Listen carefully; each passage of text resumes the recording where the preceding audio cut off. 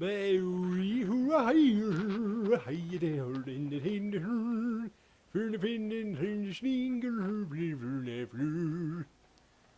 am I doing that? Because I'm a moron. Okay. Well, I'm just happy that I actually saved yesterday when I was finished. Since I haven't been doing that. So I didn't have to play through for an hour and a half or whatever just to get to this point. I'm here, and we're good. We got the acorn. We're going to go back to the tree. Actually, oh wait, wild Sylvan. Actually, before I go back to the tree, I want to see if I can get some more of them Juggernaut shits. Well, there's the Maleficarum I have to kill. Also, you know, this attacking from behind thing is simply not working. Now, I was talking about the Rad Brad and some of these other guys that do playthroughs. And they get millions of hits, they got millions of subscribers, they make a bunch of money and everything. And I didn't mean to talk to you, I'm sorry. As you wish. And what have you. Now, he was playing Dark Souls 2, as I was saying before, and I sent him a comment asking him how the hell did he get all this publicity, because I simply cannot get it. Mythal. But well, we're going to keep walking around here. Let's go back to the other place, because the Melford... There's this one place... Okay, so that's where we have to go. Okay. That's where the tree's going to let us go. But there's this one place where, like, 10 things happen. You know, every time you go back, there's, like, 10 things happen. Here we are. So we're going to go around here. Now this... I still don't know what this holla is doing here, by the way. Holla! That's the northwest. That's not where I want to go. Now, I just finished, I was telling everybody that in previous videos, I just finished watching Frozen, which was Disney's big movie based on Hans Christian Andersen's story, Ice Witch or Ice Queen or something like that. And I was pretty surprised. My gum hurts, by the way. I was pretty, right here. I was pretty surprised because when I read the original story, the original Disney version, I was like, wow, that's kind of displaced from the version that it was, from the story that it was based off of. Now, Hans Christian Andersen's original, oh, the Maleficarum aren't here. That sucks. Alright, let's go back to the tree. Hans Christian Andersen's original version was about two children that grew up together. And the trolls actually had a mirror that kind of froze people's hearts. You know, it was the whole thing. It was kind of the same mentality where, you know, the Ice Queen froze his heart and made him not care and whatever, you know. And then their friendship is what thought it out. You know, it was kind of the same concept. But I actually thought it was really good. And for the first time, I mean, I've watched a million Disney movies. And, you know, for the first time, I'm just trying to figure out why my gum here hurts. I'm sorry. Maybe you should go to the dentist. It's probably something when I brush my teeth. I'm sorry. I'm really sorry. I don't mean to keep licking my gums while I'm trying to go through this impromptu movie review. Although I planned it out that I would do it here. But okay, I'm going to stop saying but between every transition. But wipe. Okay. The story was was close to this. It had the same concept, the same general ideal, and the what do you call it? The movie itself was pretty well done. I mean, to be fair, I've watched a lot of and as I'll say for the 10 trillionth time, one of my favorite movies, if not my favorite movie of all time, is Disney's Beauty and the Beast. I just think Disney's Beauty and the Beast is phenomenal and is really what true love is about. I mean, it's really what true love is about. That not just so much the concept of, you know, true love is blind, or you accept every, just or that, you know, it's only skin deep beauty and stuff like that. Just the idea that the innocence, the purity, the genuine charm, just like I said, purity and innocence and virtuousness of the characters involved, as well as the way it was all put together. And I just thought it was one of the most beautiful, wonderful movies of all time. And I love it more than anything. I can do more than anything, you know, and I can watch it a million times. I know all the music and everything. And that really was what got me into Disney. And that was what got me into watching The Little Mermaid, which I thought was a lot more mature a movie than Disney had ever produced before. You know, I got used to Snow White, and I grew up with Cinderella. We used to sing all the songs all the time when we were growing up. We had the soundtrack. You know, we can do it, we can do it, we can help us and do it. You know, we used to sing all the, perform all the songs and everything like that. And it was, you know, we really had a lot of fun with it growing up and all those. And in fact, for one Halloween, my oldest sister, Elisa, or as we call her, Leah, who is the mother of my triplet nieces and married to my beloved brother-in-law, she was, I think she was Cinderella. My other sister, Dina, who was more like the dramatic one, she was Snow White. My beloved sister, Dina, who is everything to me. Well, both my sisters are. All three, actually. I have a half-sister, Daniela, who's my love, my child. She came around when I was like 14. You know, so she was like my baby. She'd always be like my little baby. But my sister Dina, who was a little bit old, a couple of years older than me, was always like my best friend. And, you know, we work together now, like I work with her and stuff. And we just have a great relationship. She can drive me crazy with the websites that I put together for her, but we have a great relationship, nonetheless. And she was Snow White, and I was Dopey. I was Dopey. And I insisted that I had to wear socks, like loose socks, when I was a kid. Because he had like those shoes. Here they are, the Malefica, Malefica. Yeah, keep doing your shit. I'm going to kill you, Malefica. But, you know, so we grew up with Disney and everything, but like, you know, you get to be 13, 14, you say, come on, it's cheesy, you know, corny crap.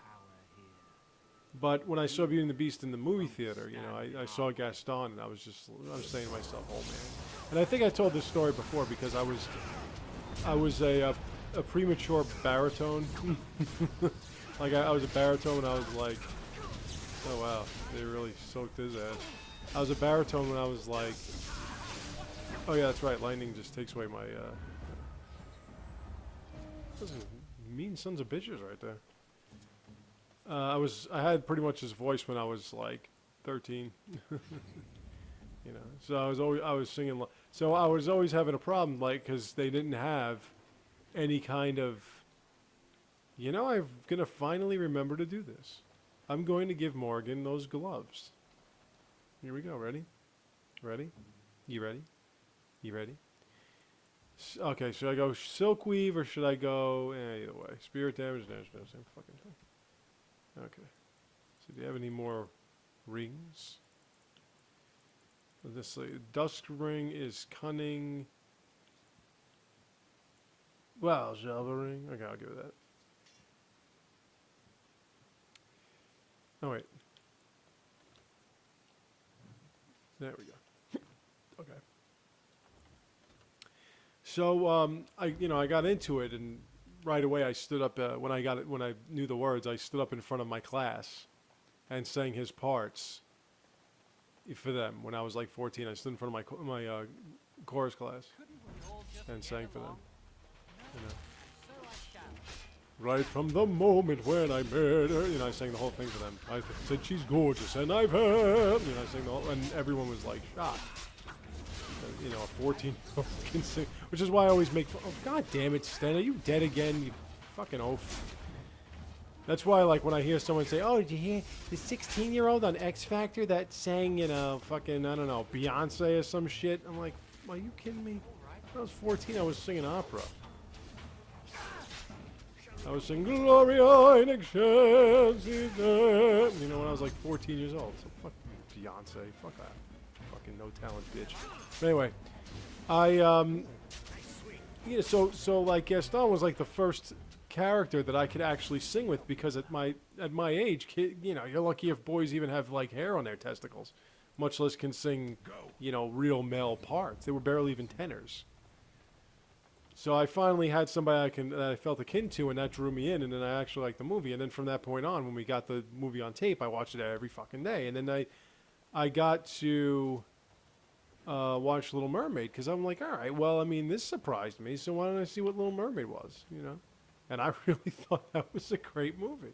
And like I said, everybody, you don't realize the maturity of it, because in the part, like when we were kids and we had the Ariel doll commercials, and she was singing her, we didn't realize that what was really going on was, like, she basically at that point made a deal with the devil, and she was giving Ursula her voice. This is an extremely long-winded history in the point that's leading to the point that I was trying to make originally. But I'm like the guy in The Simpsons with a really large hand. The first instance back in 1958.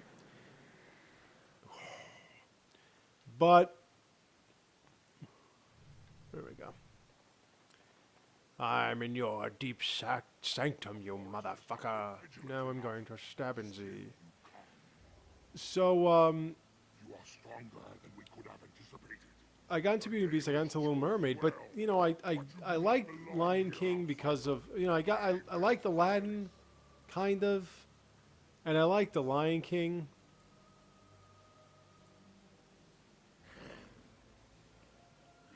Kind of, like, I liked the fact that James Earl Jones was the voice, and I liked Lion King.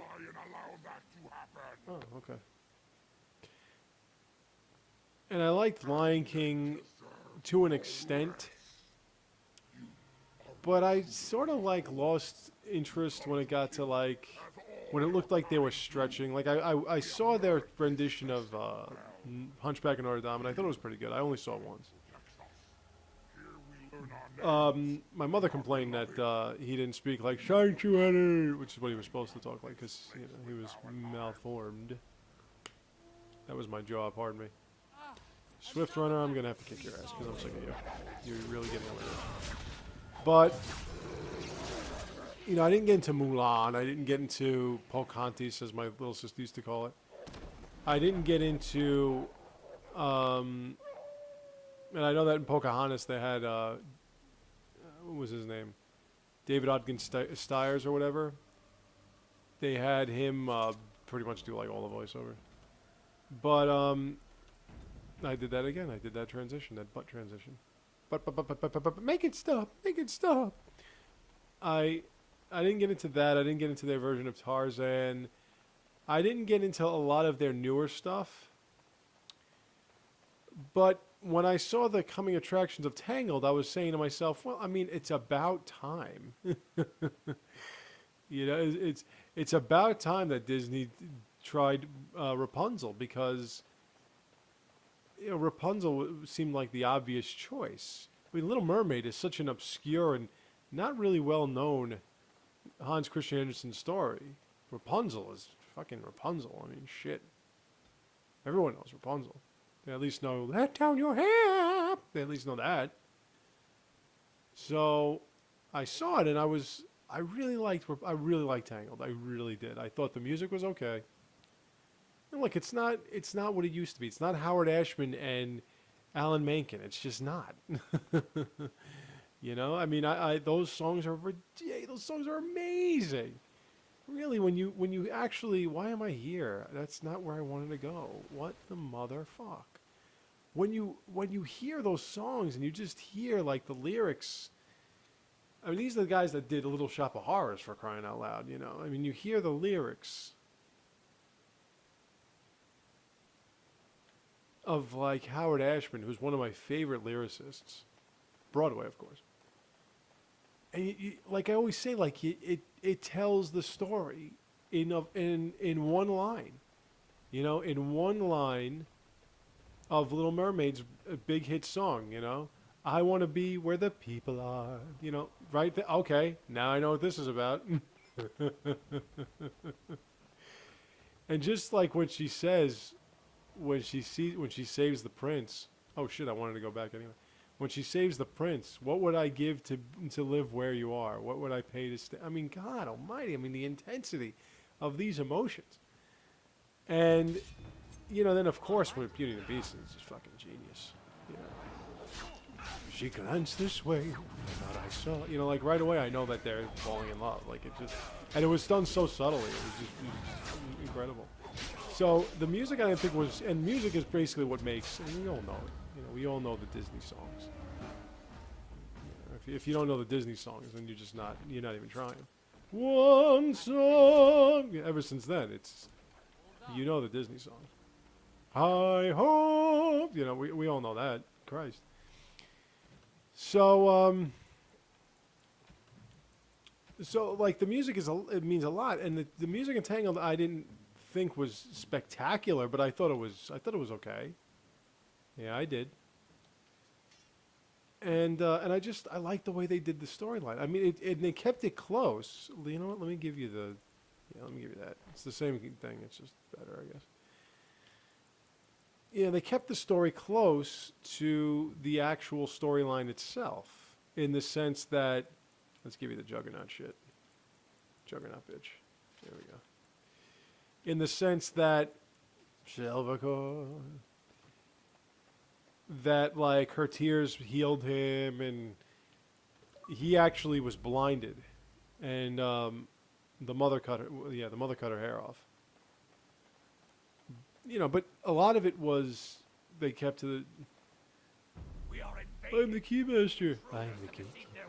You know, a lot of they kept it close to the storyline and everything. So when I saw this one, I was like, well, I never heard of this fairy tale before. Did they make this one up? But then I looked it up and I saw, and I'd rather they do renditions of. Wait, let me just check around here. I'd rather they do like their own renditions of classic fairy tales and make up their own stories. You know. And of course, like I said, Disney just has a really bad rep, in my opinion, because all it seems like they do is they just whore up 14 and 15-year-olds, and I find it to be very disturbing. All right, we're almost done with this portion, actually, as I continue to talk. Yeah, but so I came into Frozen with the idea, you know, as a fan of Disney, just not a fan of their newer stuff.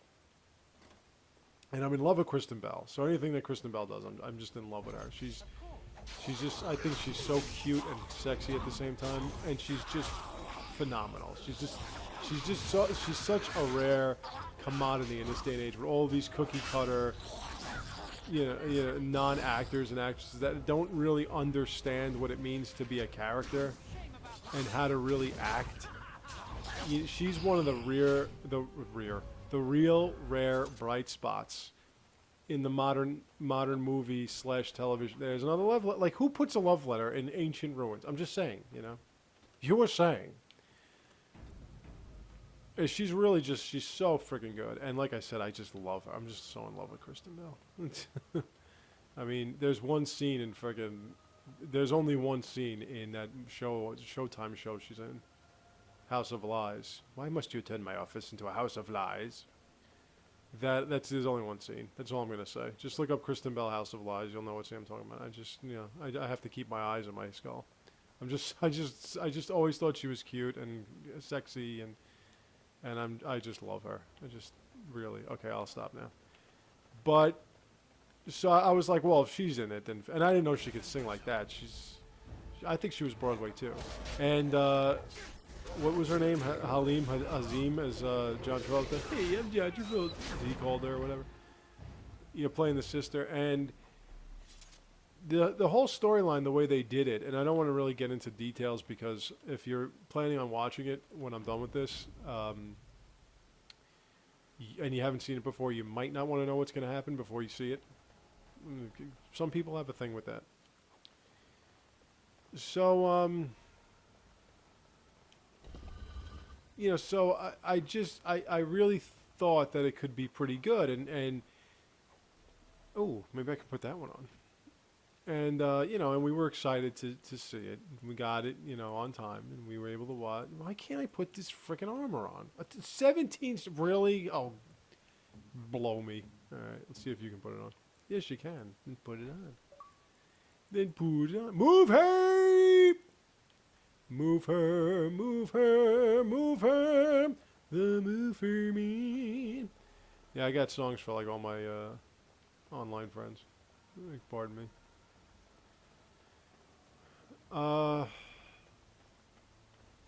Yeah. So I was watching, I'm watching the movie, and I have to say, like, there are a couple of things I can critique, and there are a couple of things I can nitpick.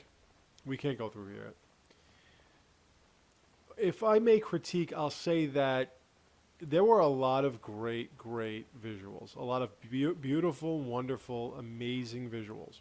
There really were. And there was a lot of there was actually a twist, which I didn't.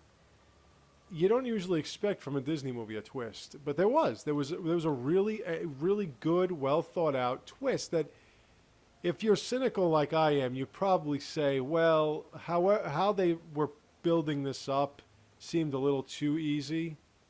So I'm sure there was something more to it. Eventually, we were going to get to that point. But there was a really good twist, and there was a really good message, and it had more to do with sisters than anything else. The only, and it wasn't really an issue. I mean, they they did a good job. It's like an hour and 35, hour and 40 minutes. But since they were building up the whole sister thing, I don't want to say it was, because it wasn't rushed, but it didn't get its fair space to breathe. The other relationship that I'm not going to get into, it did, but it did. Look, I'll say it again. I know that Little Mermaid, I know that most of the relationships between the main heroine and the main hero of most Disney movies seems a bit rushed. And I know that. Do I want to go here yet? I don't think I want to go here yet. So let's go back. I know that, especially back in the 30s and everything, it was always, love at first, 40s when they were making the Cinderellas and the Sleeping Beauties and all those. I know that women back then were pretty much prizes for men to win, and the idea of developing a strong male character was basically a guy that would take a sword and fight a dragon to get to his prize, the woman, so there really wasn't that much development of relationships other than here's a princess or here's a heroine, a main female protagonist that sort of is here, and she's got a thing, and she's whatever, and she doesn't like to do this, that, or the other thing, and she's like a nonconformist. But there's a dilemma, and they're beautiful in their own way. And I understand, like I said, that they don't really develop a lot of the romances. It's just kind of like, oh, isn't that sweet? She was good, and she did X, Y, and Z, and she found her true love. And the real focus was the heroine itself. And even Little Mermaid, although the male character had some backing to it, Eric had some backing to him. See there? That's a trap. Oh, we got traps. I would watch out for Oh, we got lots of traps. Let's not step in them, okay? Oh, and a dragon. You guys go ahead. I'm gonna let go of this trap over here. Yeah, so Eric was still a pretty stellar character in the sense that he held his own and whatever, and the best part about Little Mermaid actually is that the main heroine doesn't speak most of the movie because her voice is taken out. So really, it gave Eric a chance to develop a character without taking anything away from her.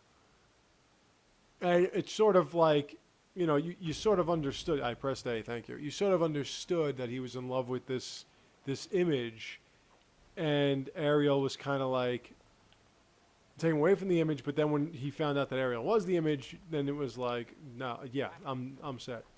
And Beauty and the Beast was another reason why it was the best of all time, is because it was the only movie where it really developed two great characters. It really developed Belle and the Beast beautifully, wonderfully, incredibly. It developed them magnificently. And this one developed characters too, and it did a really good job. But like I said, the whole main emphasis was on the sisters. So, you know, you have the queen who's turning everything into ice, and you have the other sister who's trying to get her out of that mentality and everything like that. So there's so much of an emphasis on those two characters, Mama, that you'll see what I'm saying. There's such an emphasis on those two characters that although the other characters that were involved were really good characters and you know, did a decent job of being developed and whatever, to me, like I said, when the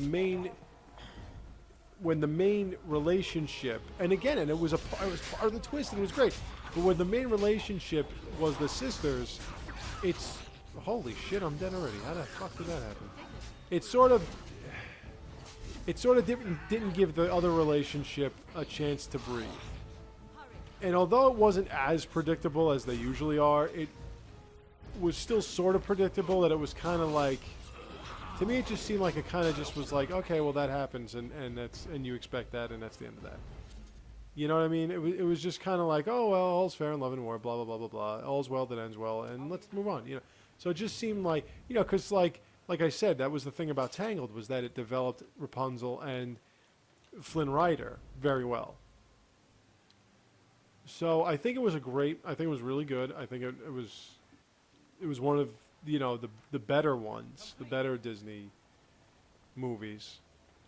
I would pick it over Aladdin. I would pick it over. I think it's kind of, I think it's sort of the same cloth as Tangled. So it's kind of the same thing. Like I said, I think Tangled was a little bit more romantic. But this one was real. But like I said, this one had a really good twist that made it its own thing. And beyond anything else, I really believe that these Disney movies don't lend themselves enough to being their own thing.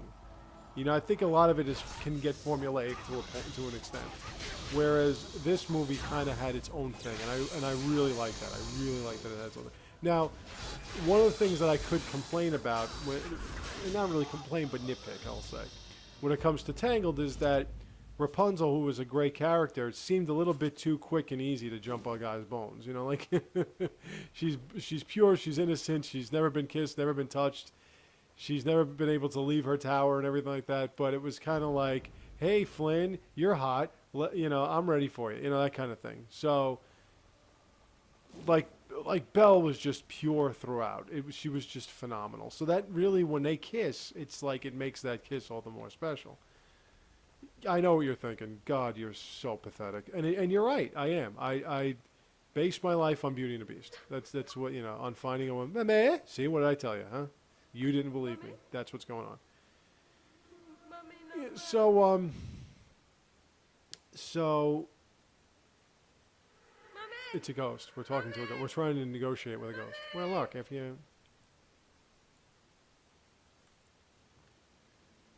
if you like to speak, you know, why don't we, and they're not even speaking the same language. So, like I said, I really liked all the characters. I really liked, and it seemed like they were trying to develop something too with the other main. If there was anything I could nitpick, and again, it's sort of nitpicking. I think that one of the main characters simply didn't get his fair share, and for a movie that was as long as it was,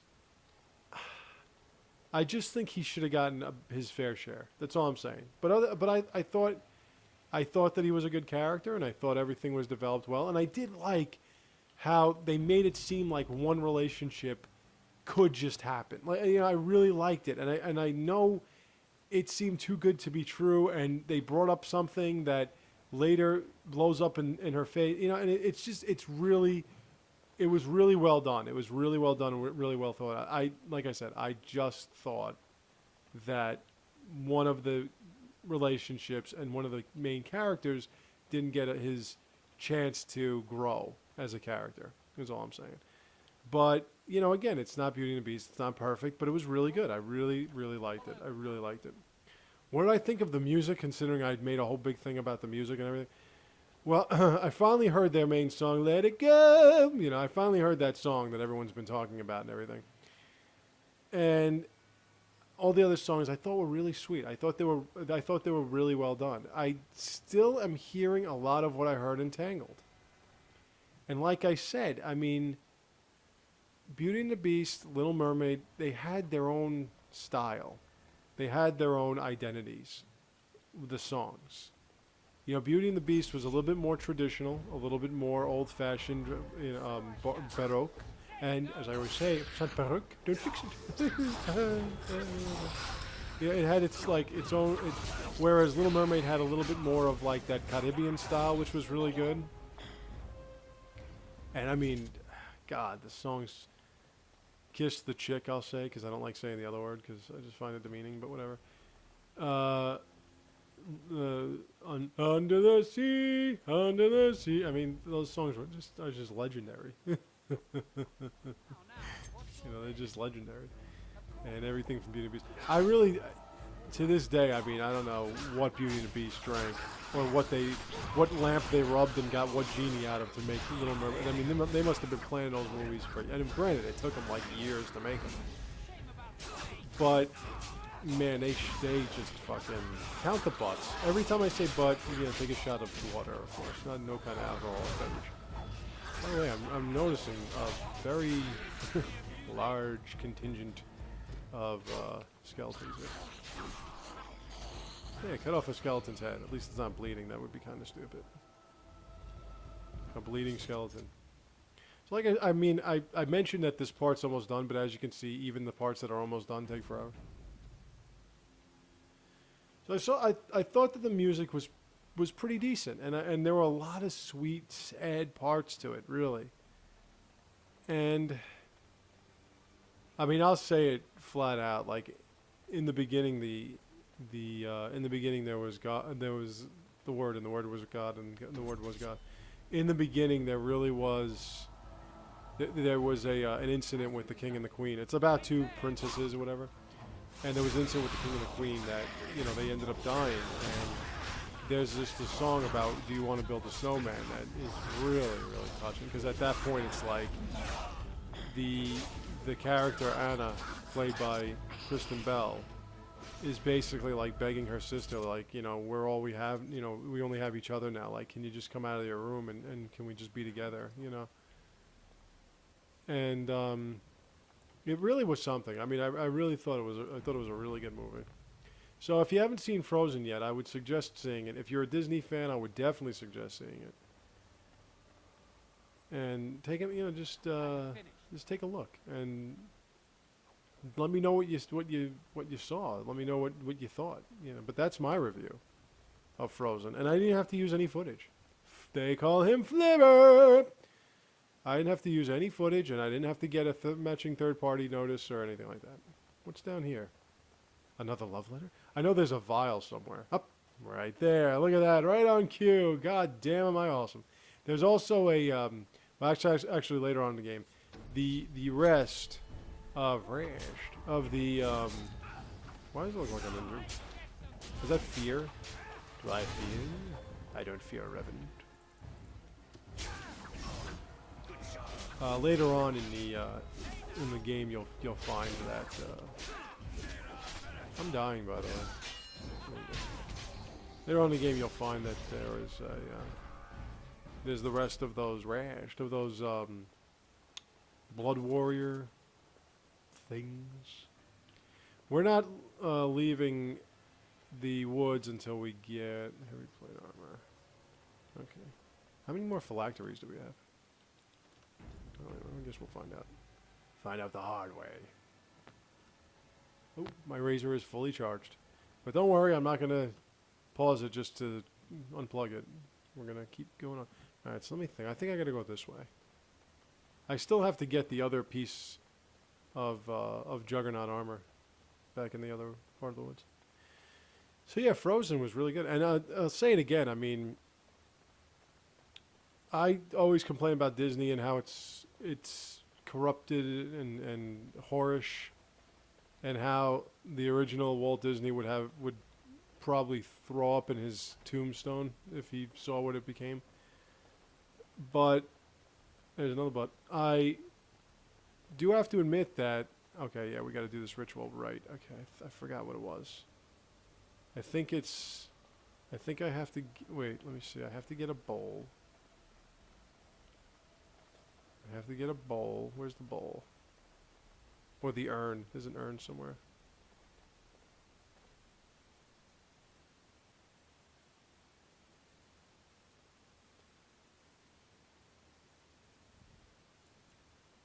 Right, there's an urn. So I think I just gotta go here by the fountain. Okay. Yeah, that's clean jug. Take the earthen jug. Jugs. Fill the jar with water. Alright. Then we leave the pool alone. Then we come back here. We place it on the altar. Then we kneel before the altar and pray. And then we examine the earthen jug. And we take a single sip.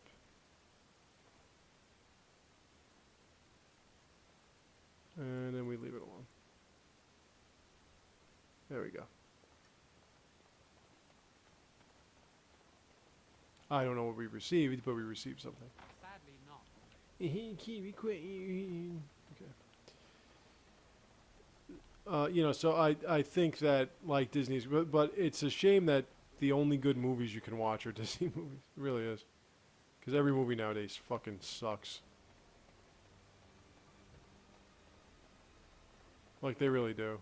I mean, and the only other movies that you can watch are comic book movies, but I'm sorry, I'm just too, I feel that, and the Hobbit movies, Lord of the Rings movies, of course. I just feel that if you're going to do something, if you're going to base something off watch these pressure plates, because they can really unlock some fucking sick-ass, nasty shit. Don't step on it! No. There we go. Okay. Now we can start killing. Kill everything. Kill it. Kill it until it is dead. No, no, no, you touched it, you stupid fuck. I told you not to go there. I wanted you to fucking disarm that shit. Now you just killed Zevron. You know, you son of a mother. You killed Zevron, I should kick your ass. Oh, can I do it now? Thank you. Now that Zevron died and I have to use another fucking injury kit. I am ready. Shall we? Yeah, I just feel that every comic book movie should be directly from the source material.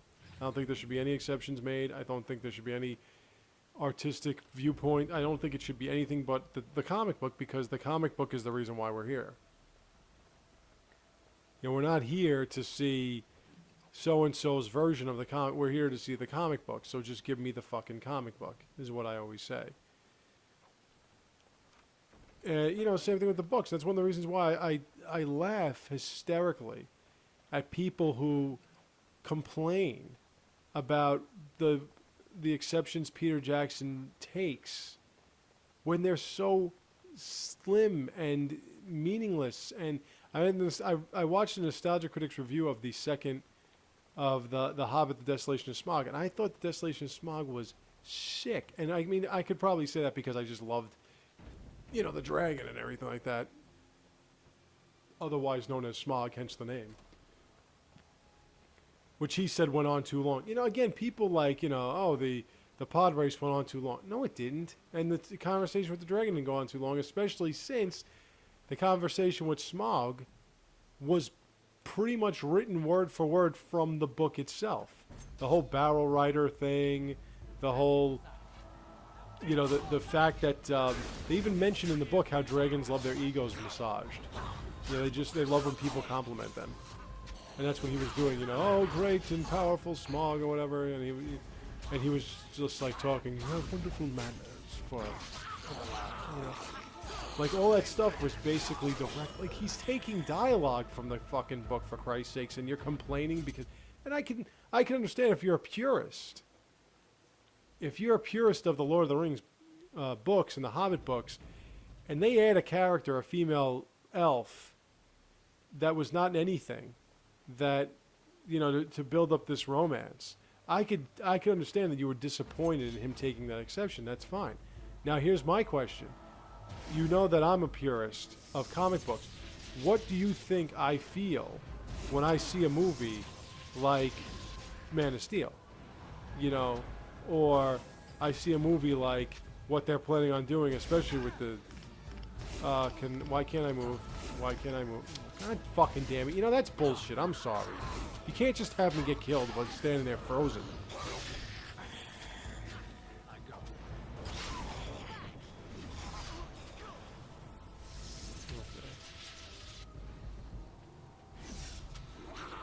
Alright, so what, I gotta just stand here and wait?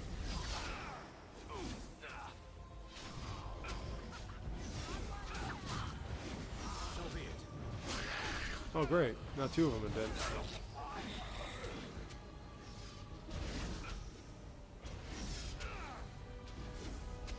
Oh, this part sucks.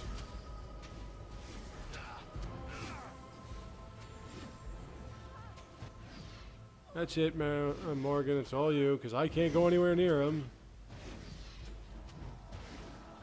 I'll fight this guy.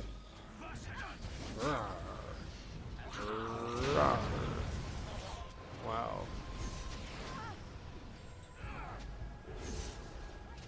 Yeah, just keep him there. Keep attacking him. I'll hum you a tune.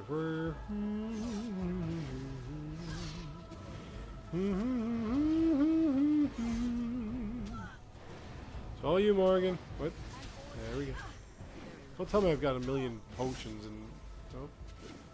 Actually, you know what? Why don't you stay here, and what I'm going to do is I'm going to give him some of that chain lightning. What are you doing? No, no, no.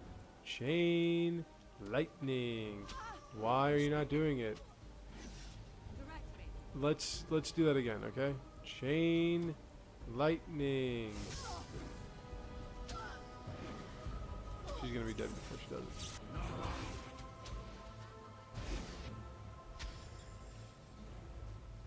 Did you do chain lightning or no? You didn't do chain lightning, did you? Why are you not attacking? Like, common fucking sense, people? I like this. They're just throwing shit at each other. Kaboom. Can we do it now? Can we do... No, we can't do chain lightning. Alright, how about Tempest? Just right over there. You stay back.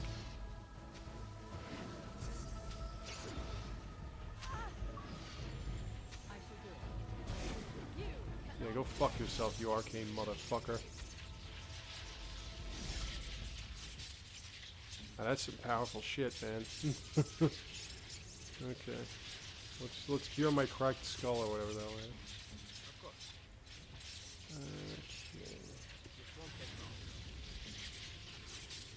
Okay. I think they could stop now. I'll just take this anyway. Okay, Morgan, we got the point. You can shut it off now. Alright, let's look at this map.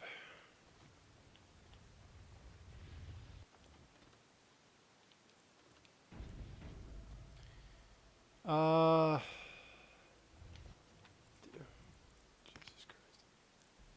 Yeah. There we go. Okay. So yeah, Frozen. Very good. There's my draw again. I know what you're thinking. That can't be good for you, and it sure as hell can't be natural. Well, it is, and it is.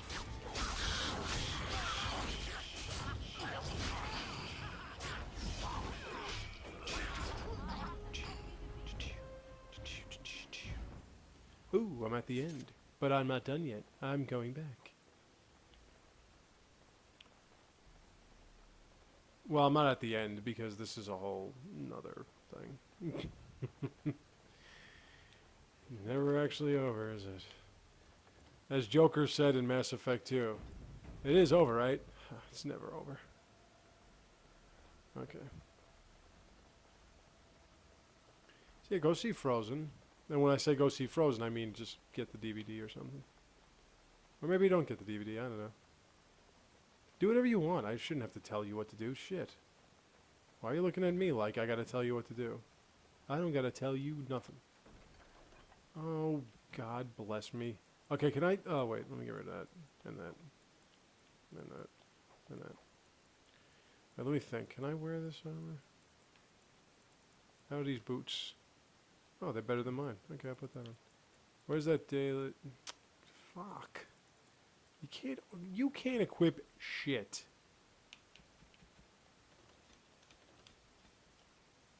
One second. I've done it. Put on them boots. Mind if I wear them boots? There we go.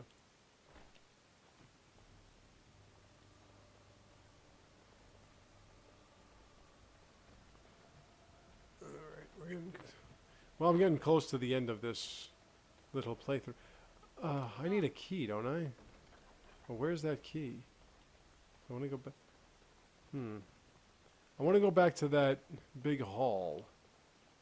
So that I can stalk Lenny and down. Let me think. Where was it?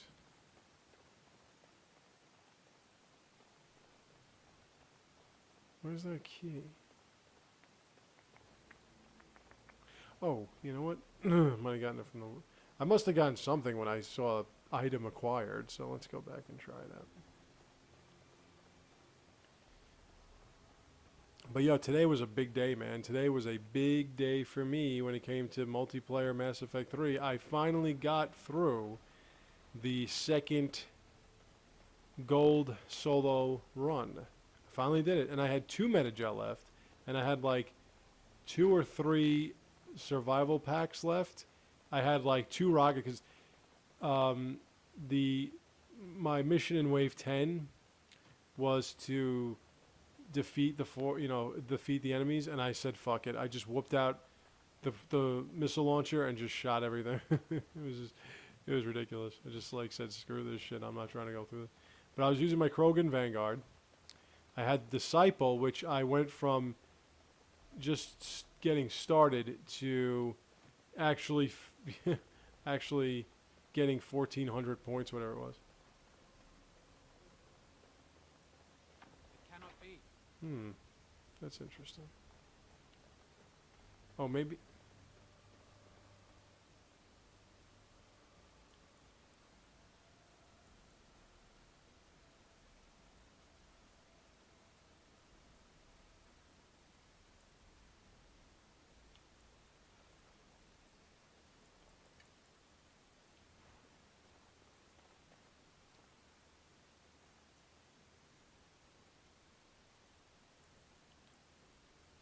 Did I forget this part?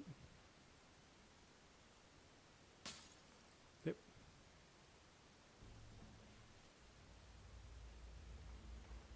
And now the door's open. See that? Now I remember.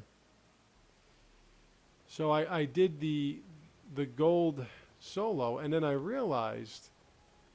it was Geth, of course. I can't do it against anything else, apparently. And I realized... with my broken A button. And I realized that I didn't have to do a solo run to unlock the lone wolf the lone wolf banner, and I didn't need it to unlock, because I only needed that the solo the lone wolf what do you call the lone wolf achievement to get the what's called the Mass Effect achievement, which is basically when you do everything. And when you get the Mass Effect achievement, you get the best of the best banner, which is the one I've been killing to have. Whenever I see somebody with that, I always think to myself, oh, that guy's pretty good. Oh, that guy's pretty good. And I'm always like, oh, I've always wanted that one. So I finally got it. So you bet your sweet ass I put that shit up right away. But now that I was able to do the gold solo, and now that I've graduated into platinum solo,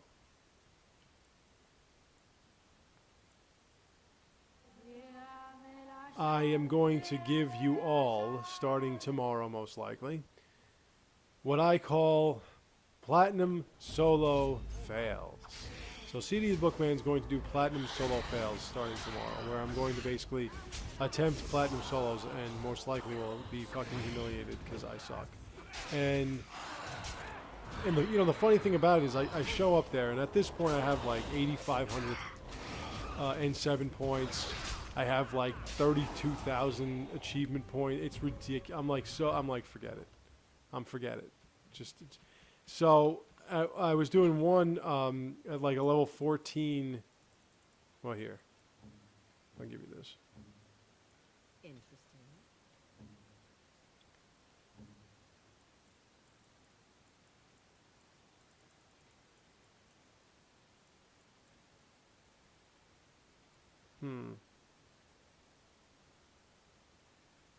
Yeah, whatever.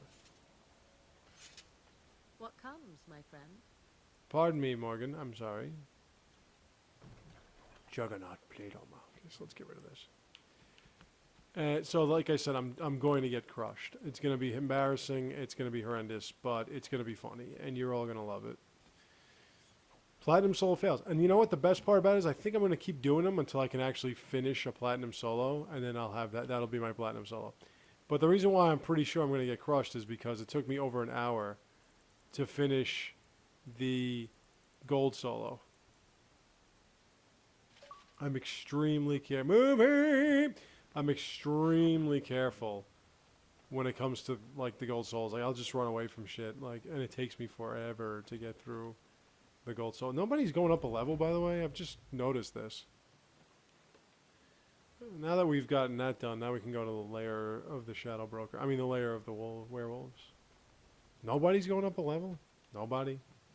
16. Ooh, Morgan. And, ooh, Stan. And, ooh, look at that. Wait a minute. Did I not give you a... you can't... Why the fuck don't you take your fucking potions? God, this A button is a pile of dog nuts. I pressed this button... during one of my many outbursts... I've tossed this controller across the room a few times. And, yeah, I mentioned this before. My choices, pardon me, I'm yawning. My choices are this controller where the A button is still kind of quirky, but it sort of works. Or another controller that doesn't turn like that. Like, if I were to do that, it would kind of not do anything, and then it would sort of turn, and then it would... So, in other words, Microsoft makes shitty controllers that break when you look at them funny. The worst controllers ever that I ever had, ever, in my entire existence, were the PlayStation 2 controllers. They were god-awful. If I threw that thing at the rug, the shit would shatter. They were just horrendous. That's what happens when you make things like shit. Kind of like my car. But anyway, we're going to go into the lair of the werewolves, and then I'm going to pause for a second. I think. Maybe I got a couple minutes. Just go for a couple minutes. We'll do some fighting here, and then I'll pause it. I do have to unplug my razor. I'm going to shave tonight. And shaving for me is it's almost like a religious experience. It takes forever for me to shave. It's like 40 minutes. It takes forever. Kick you in your werewolf nuts. Wolfman's got nards. The shadow wolf. Looks like a werewolf to me. Yep. Hey, somebody went up a little. Alright, get out of fucking here.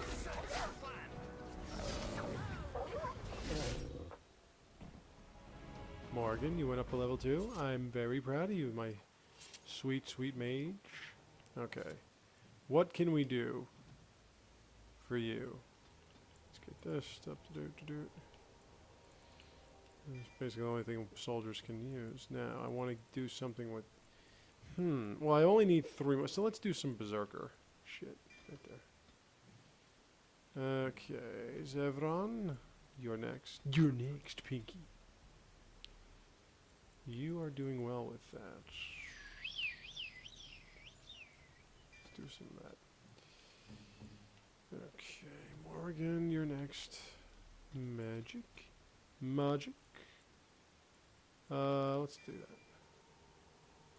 I'm gonna do some Blood Mage. Alright. So let's go like that. And let's save here.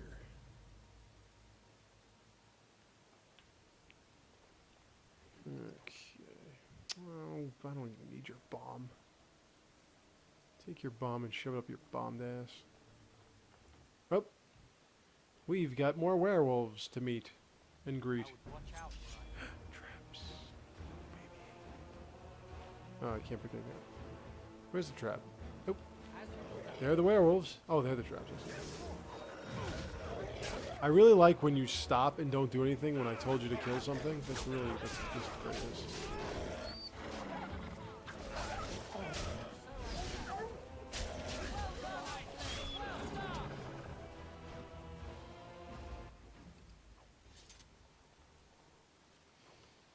Oh, enough of the bombs.